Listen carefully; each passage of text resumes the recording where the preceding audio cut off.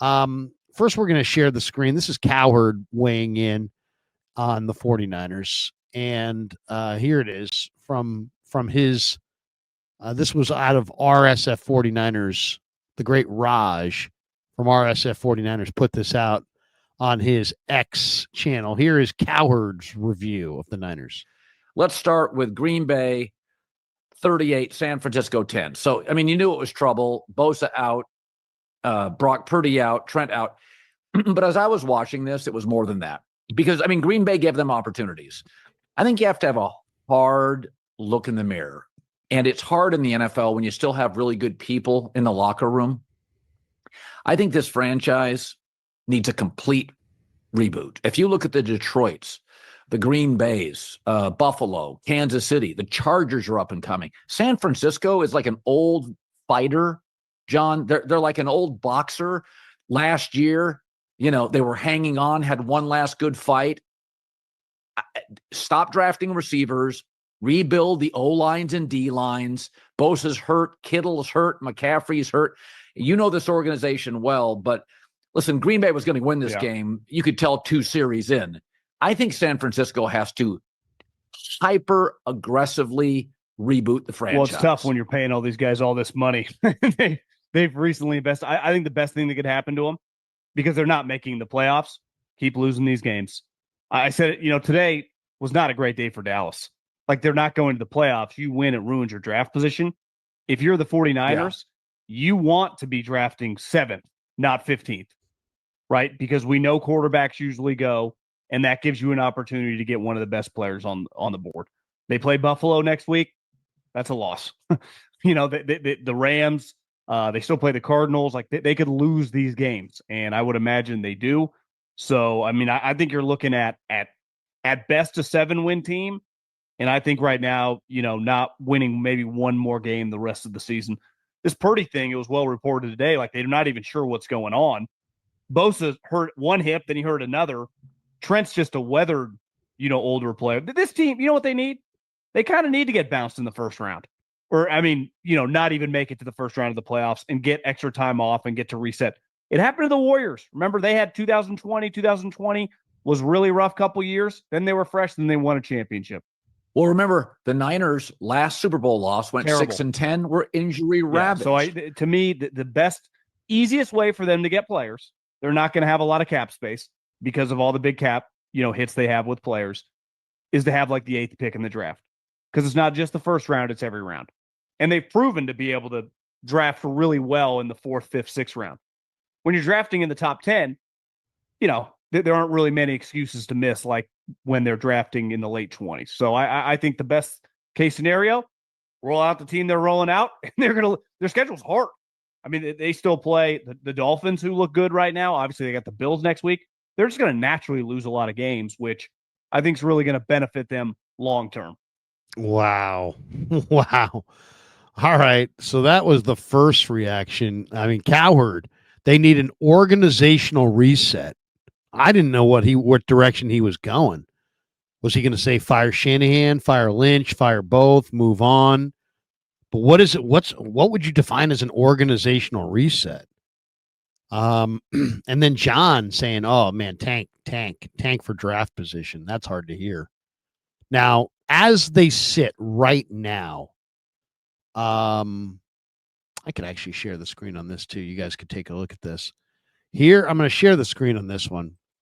This is tankathon.com. Tankathon. How appropriate, since they just said tank. And if you look here, the Niners are down here at 17. They're 5-6. They've got a 455 win percentage. And so their strength of schedule, by the way, is 553, which is really high. You know, compared, I mean, I think that might be the highest. Who's got a higher strength of schedule than the 49ers? Chicago has got a 555. And then the Niners. How about that? 553. Really high. Strength of schedule, very, very difficult. So that's the Niners have the second highest strength of schedule win percentage.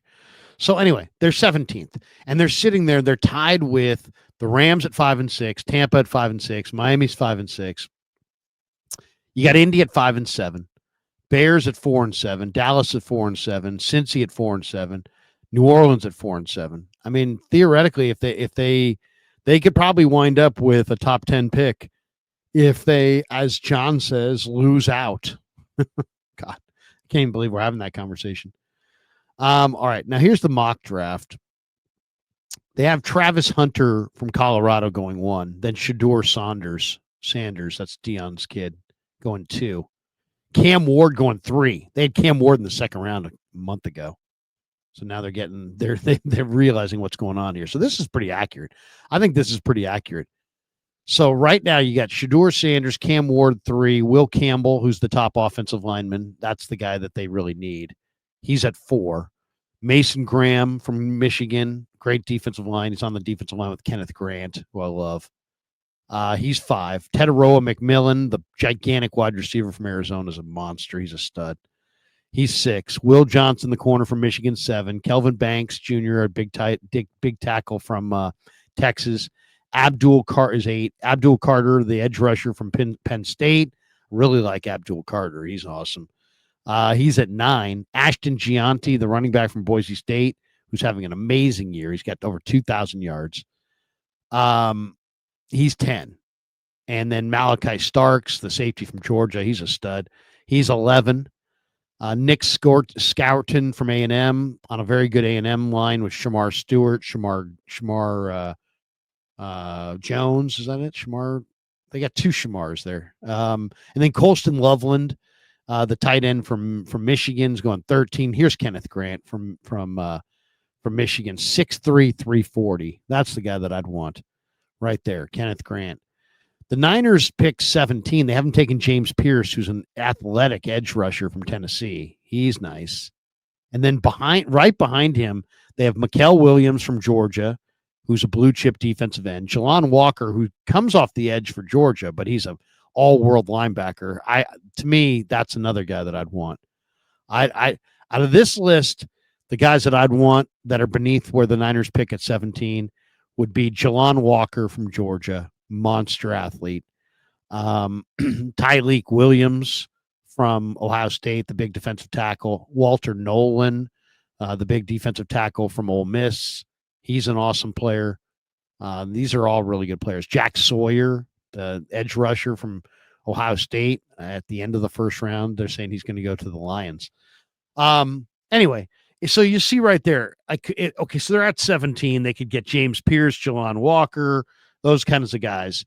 And if they got up to 10, maybe they could get Abdul Carter or Ashton Gianti. Malachi Starks would be an awesome safety for the 49ers. He says a lot of those guys are like, don't draft wide receivers, but man, who are their wide receivers next year? If you could get Teteroa McMillan, I think I would do it. He was Jacob Cowing's teammate at the University of Arizona.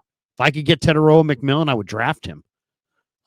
Anyway, just an interesting little breakdown there. So that is and we'll stop sharing the screen, but that was the first review of yesterday. So you've got Cowherd and Middlecoff saying they had a tank for draft position, and Cowherd coming out and saying, hey, you know what? They need a franchise reset, which is pretty dramatic. I got to be honest.